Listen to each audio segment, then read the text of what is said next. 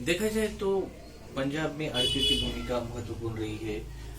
जिस गांव में बैंक नहीं, उस गांव में 65% लोग आड़ती से पैसे ले। जिस गांव में बैंक पे, वो भी 54% जो लोग हैं आड़ती से ही पैसे लेते हैं। पैरेलल इकोनॉमी हो गई और मोदी ये पैरेलल इकोनॉमी खत्म कर रहे हैं, ऐसा लगता है। जो पंजाब में हरा इनकलाब आया है ना, वो 3 तिराने उसका योगदान पाएगा। जो पहला योगदान है हरे इनकलाब का, किसान का है। दूसरा योगदान है हमारे मजदूर का, उसने बहुत अच्छा काम किया मजदूर ने। तीसरा योगदान है जो उसने आपकी पूंजी लगाई आड़तियों का।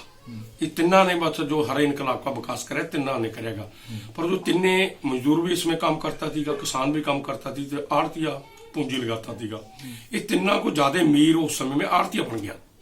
समझे बात, पूंजी ज्यादा आड़ती पास इकट्ठी होगी। चलो कोई बात नहीं, 1 लाख आड़ती है हरियाणा में, पंजाब में। वो हमारे कोई एडी तकलीफ वाली बात नहीं की, कभी हमारा रोलन पे हमको पैसे की लोड़ पड़ती है, हमको कोई टिल्ला हो गया, बीमार हो गया, वो अस्पताल में पहले पैसे लेके आ जाएगा आड़ती का, जो उसको पता लग गया हमको शादी की लोड़ है, उससे पैसे लेके। ये जितना करोड़ा रुपया लाख आड़तियों को जाता था, परिवार पालता था, पल्लेदार थे, कितने परिवार पल थे। ये मोदी देना चाहता 2 आड़तियों को, जो उसका कमीशन है। एक कमीशन सारे लोगों का वंडिया जाता था। वो व्यापारी तो लेने, साथों तो लेंदा नहीं आड़तिया, वो जो खरीदता थी वो तो लेंदा ही। ये मतलब मोदी देना चाहता डाली को, जो करोड़ तो आपने 10,000 लाख करोड़ रुपया तो आपने बोलिए ना कितना, वो सारा ए बानी को देना चाहता है, जितनी आड़त है। हम उसका विरोध कर दें। आड़ती हमारे पास ने, आड़ती हमारे दोलन में आए तो उन्होंने छापे मार दिए। अच्छा, आड़ती आपके साथी है? हाँ बिल्कुल साथ है, हमको पैसा इकट्ठा करके देता है, हमको राशन दे के गए ने। बड़ी पद्धति आड़ती हमारी नाड़ है भी। इस आंदोलन में आपको एक बात, आपको ये कहना है कि मोदी जी क्रोनो कॉपरेटिज्म लाना चाहते हैं कि 2 व्यापारी रहे, बाकी सब छोटे छोटे जो व्यापारी वो खत्म हो जाए। हाँ, सारा छोटा व्यापार खत्म हो जाए। नहीं, पहले तो उन्होंने व्यापार खत्म कराया, छोटिया फैक्ट्रियां खत्म करिया।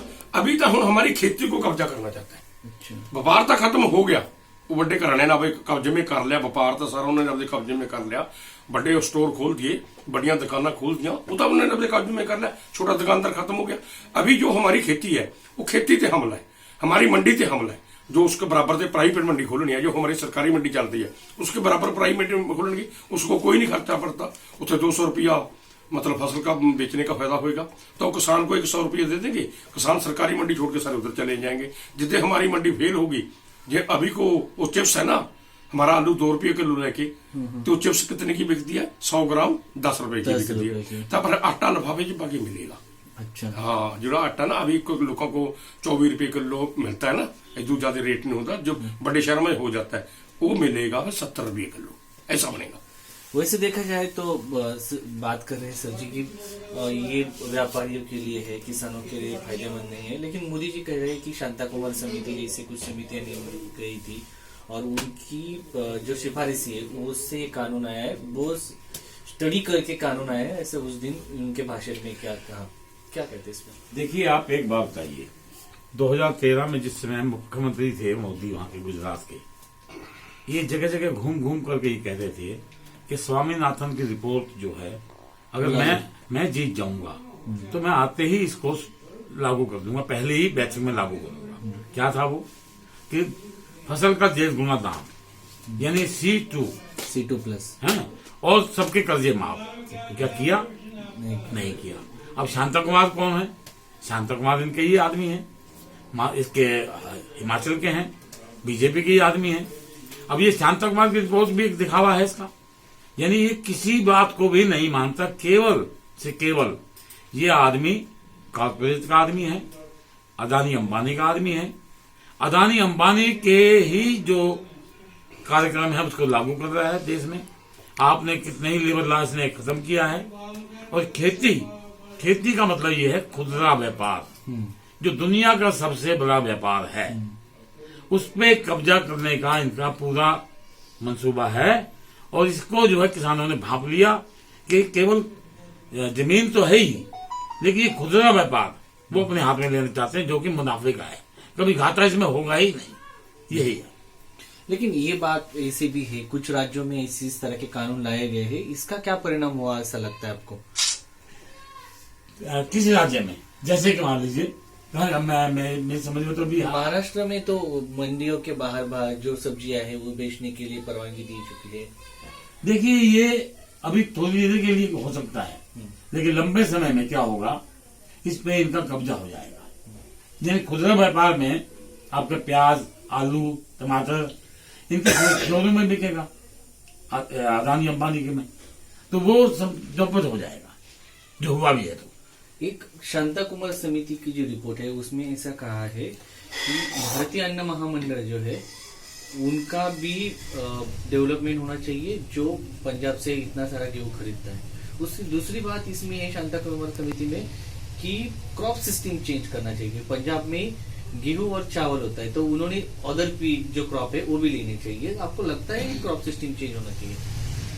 नहीं, हाँ, जो हम ज्यादा धान पैदा करते हैं ना, हमारा पानी भी नीचे जाई जाता है। गेहूं पैदा करते हैं तो हमारा पानी थले जाई जाता है। पर दोनों फसल का सरकारी रेट है ना, हमको फायदा होता है। दूसरी फसल का सरकारी रेट नहीं है, हमको पता होता भी ऐसे रेट के सरकार खरीद लेगी, हम आता उस करके बीज दें। वो जो सारी फसल का सरकारी रेट बंधन, सब्जी को बंधन, सरसों का बंधन, गमारे को बंधन, जितनी भी फसलें हमारी उसका सरकारी रेट बंधन, तो हम दूसरी फसल बीजने लग जाएंगे। हमारा मक्की का बने देगा सरकारी रेट, वो तो 1800 रुपये रेट देगा, पर खरीद के ना 600 रुपये क्वार्टर को खरीदी है। दो चीजें खरीदते हैं, मतलब चावल, चोना ते गेहूं। अभी जो कॉटन है, कॉटन भी हमारी सरकारी रेट पर खरीद देने, 3 फसलें खरीद देने, दूसरी कोई सरकारी फसल खरीद देने बनी हुई है। जो सरकारी का रेट बन जाए, कानून बन जाना भी एडू रेट जो घट खरीदेगा प्राइवेट बंदा, उसके पर्चा दर्ज होगा, वो अपराध गिना जाए ना, फिर उसको खरीदनी पड़ेगी उस रेट को जो प्राइवेट बंदा होगा। नाल कानून बने, सारे भारत के किसानों की फसल एंड एमसी रेट तो घट खरीद नहीं सकता, उसके पर्चा दर्ज होगा। हाँ, एमएसपी का ही मुद्दा है। हाँ, हाँ। लेकिन क्रॉप सिस्टम चेंज करते मोदी सिस्टम ही खत्म कर रहे हैं, ऐसा लगता है क्या? जिस तरह के अंग्रेजों के जमाने में नील का उत्पादन अंग्रेजों को चाहिए, हमें किताब पढ़ी, वो बहुत खतरनाक काम है। वो अंग्रेज कहते थे कि आपके पास 12 किले वाहन है, 6 किले नील की खेती बुझो, नहीं किसान को कूट देती है, मार देती है। मैं वो किताब पढ़ी है, मैं अपने वो किताब पढ़ी है तो वो नील की खेती बिजाती किसान को कूट के। अभी मोदी कूट के नहीं बिजाता, ऐसे कानून राही बिजाता है भी इसको खत्म कर दिए, सारा कुछ चले जो उनको चाहिए वही फसल। हाँ, वो तो हो ही जाना, जो कॉपरेट कराना हमारी फसलों ने, हमारी जमीनों ने हाथ में आ गई, वो आपकी मर्जी ना बीजेंगे। जो सरकार को चाहे वो बिजाएगी, जो कंपनी को चाहे वो बिजाएगी, जो आम लोग भूखे मरेंगे। एक बात इसमें ये है कि किस पंजाब से अभी बोल रहे हैं कि ये जो आंदोलन है पंजाब का है, लेकिन पंजाब से पूरा देश 50 से 70% गेहूं खरीदता है, चावल भी 40 से 70% खरीदता है, और कॉटन की भी खेती ज्यादा होती है। देखा जाए तो पूरे देश की खेती अलग और पंजाब की खेती अलग, 1.5 गुना जमीन है सब पंजाब के पास। लेकिन अगर ये कानून 1.5% 1.5%, तो ये जो कानून आने के बाद पूरे देश पे असर पड़ेगा और पंजाब का आंदोलन यानी पूरे देश पे असर करने वाला आंदोलन रहेगा। बिल्कुल सही बात है। देखिए, हमें मुख्य जरूरत क्या है? आज मुख्य हमारा जो भोजन है उसमें गेहूं है, चावल है, पूरी दुनिया में खाया जाता है, पूरे हिंदुस्तान में खाया जाता है, और हमें कोई इतराज नहीं है कि हम विकल्प खेती कर सकते हैं। लेकिन हम कहते हैं कि हमें जितनी भी फसल होती है उसका एमएसपी जो है कम से कम डिक्लेयर करे। पहले तो ये तीनों कानून वापिस हों। तीनों कानून जो है वापिस नहीं होंगे तो एमएसपी का कोई मीनिंग रह नहीं जाएगा। अब मान लीजिए कहते हैं एमएसपी रहेगा, मंदी रहेगी। मंदी रहेगी कब तक रहेगी? जब जमीन नहीं रहेगी तो मंदी और एमएसपी का क्या करेंगे हम लोग? तो एमएसपी अपने आप खत्म हो जाएगी। जब जमीन खत्म होगी तो एमएसपी को हमने कह भी दिया, साल 2 साल एमएसपी रह सकती है, मंदी रह सकती है, उसके बाद मंदी नहीं, एमएसपी नहीं। और विकल्प खेती जो है उसका क्या है? वो तो कॉर्पोरेट करेगा, जो चाहेगा वो पैदा करेगा, जिसमें उसको मुनाफा होगा, जिसको उसको बाहर भेजना होगा। यही है। आखिरी सवाल, सुप्रीम कोर्ट में मामला है, अभी आपको लगता है सुप्रीम कोर्ट क्या कहेंगे? कभी पहली बार तो उन्होंने कहा है कि किसानों को आंदोलन करने का हक है, तो अभी रास्ते पे आंदोलन चल रहा है, आपको लगता है इसके ऊपर कुछ टिप्पणी देगा? सुप्रीम कोर्ट का क्या होगा और आपकी क्या राय है? किसान संगठन क्या सोचता है इसके बारे में?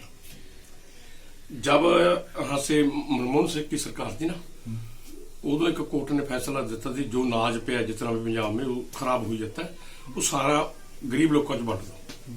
मनमोहन सिंह मेरी की बात है, तब मनमोहन सिंह ने क्या कह दी ना, कोर्ट अब देर से रहे, उस सरकार को पता ना आज बनने के बनने, हम कोर्ट को बेनती कर दें और देर ही रहे, हमारे खिलाफ कोई फैसला ना करें, जो फैसला करेंगे लोग करेंगे, और देर में रहे। तो फैसला जो है कोर्ट न करे, सवाल किसानों का है, ऐसा सर जी का कहना है। तो कुल मिलाकर ये देखा जाए तो ये जो आंदोलन है करेंगे या मरेंगे स्थिति में आ गया है। अब सरकार को कहना होगा तो इधर उधर की बात ना कर, खाली मुद्दे की बात कर। इस मुद्दे पर यह आंदोलन आ चुका है, आगे की क्या क्या होता है ये रणनीति किसान नेताओं से हम जानकर रहेंगे। शिवाजी काळे, मैक्स महाराष्ट्र न्यूज, दिल्ली, सिंगोबाड़। अच्छा, ये तो मेरा